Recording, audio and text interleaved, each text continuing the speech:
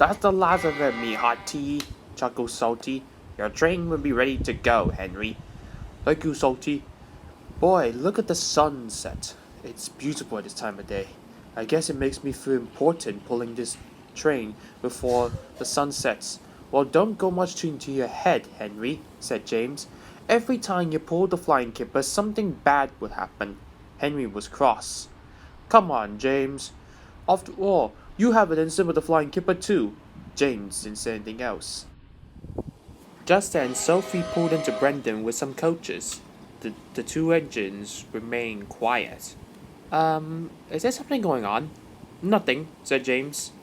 Oh, you're pulling some vans and trucks, Henry. What's that? It's the flying kipper. I do that almost every night. Today, I'm off early today. I need to be on the other side of the island before sunset. Well, good luck with that, Henry.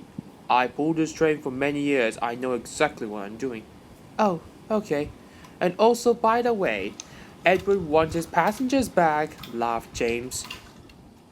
Don't listen to those sailors, New Engine, said Salty. They always have a nagging of teasing and poking fun of new engines.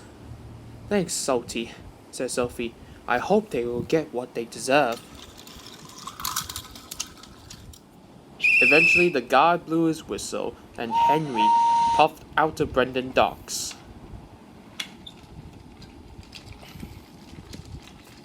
He didn't travel that far, and by the time he approached the bridge that led up to the main line, he was forced to stop due to unsafe track conditions. The track bed underneath is getting weaker, and you're too heavy, Henry, said his driver. Looks like James had to pull the flying kipper. Bother, said Henry. Can't this get any worse? Henry had spoke too soon when he returned to the yards the next day. Sophie had heard everything thanks to Edward, Bill, and Ben. I say, Henry, from what I heard, every time you pull the flying kipper, you always find a way to stop, and you're unable to continue on with your journey. What a shame. You know that not all your important trains can keep up the time.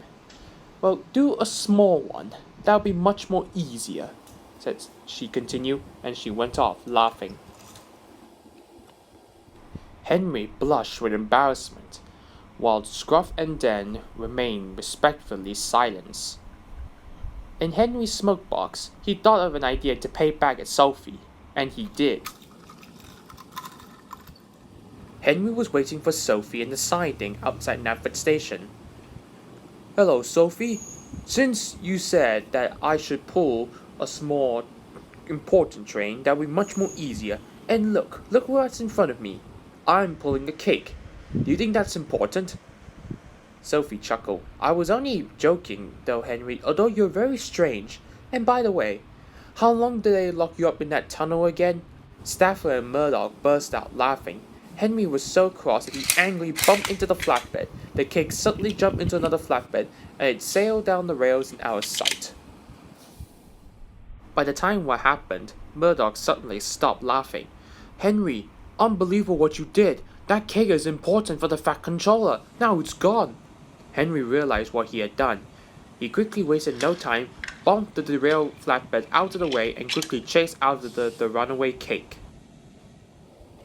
Henry ventured out onto the main line until he approached the station, where he saw Stephen there, who was collecting bread and cream to take to Alston Castle. Stephen, had you seen a flatbed carrying a cake? I'm not sure. I haven't noticed that. What happened? It's kind of a long story, but I really need to find it. Oh, look over there. It's just down the distance. Great. Thank you, Stephen. You're welcome, Henry.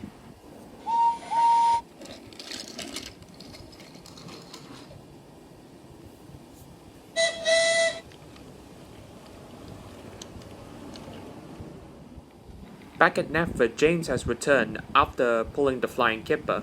He was tired but glad to have a rest. It's quite a long journey, and I had to make up the last time. Says you, said Frank. Just then Rosie popped up. Guys, have you seen a flatbed with a cake? No, what happened? Oh, it went missing. I don't know where it went. Sophie remained quiet. and two, she spoke up and told the others about it. Oh dear, if Henry doesn't find it soon, he's going to be in so much trouble, said Rosie. You know what, guys? I think I should go out and look for it too. And with that, Sophie puffed off to find the cake. Henry continued to chase after the runaway cake until he approached a set of points where Nigel was waiting with some empty coaches. Henry, you seem panted out. You're right. I'm fine, Nigel. I was looking for a runaway cake. I accidentally bumped it back in Never and now it went all over the island. I hope you better find it soon. From what I heard, that cake is for something important with the Fat Controller. It beats me to worry, Henry, that you're gonna face the music once the Fat Controller finds out about it. Henry sighed and looked disappointed. The Fat Controller will send me back to the tunnel, he said, as he continued on to search for the cake. Henry decided to switch onto Edward's branch line and look for the cake there. As waiting at the station, he saw Sophie in the siding. Sophie, what are you doing here? Well, I thought about what happened earlier, and I thought I should look for the cake too. Well, that's great. I could definitely need some help. Well, not really. The cake is right here. Oh, that's great. Where is it? Henry looked to his left and was shocked to see that the flatbed was there derailed and the cake was ruined and spoiled. Oh no, that cannot be good. Let's just hope that he's not here. But it was too late. Bertie arrived with the Fat Controller, and he was very, very, very cross. I'm ashamed of you, Henry, he said, and then he began to rant and rave at Henry. Sophie watched on, and she already heard from it before, and she knew the real reason why the Fat Controller was angry was because he was having some personal issues regarding about his family over an investigation into his family's history, that two of his family relatives had been sent to prison 2 years ago. Get out of it, Sophie! What are you looking at? Get back to work! Sorry, sir. For the rest of the week, things went smoothly for Sophie, but not well with Henry. As punishment, Henry had to pull some very, very, very dirty trucks, and he did not like it one bit.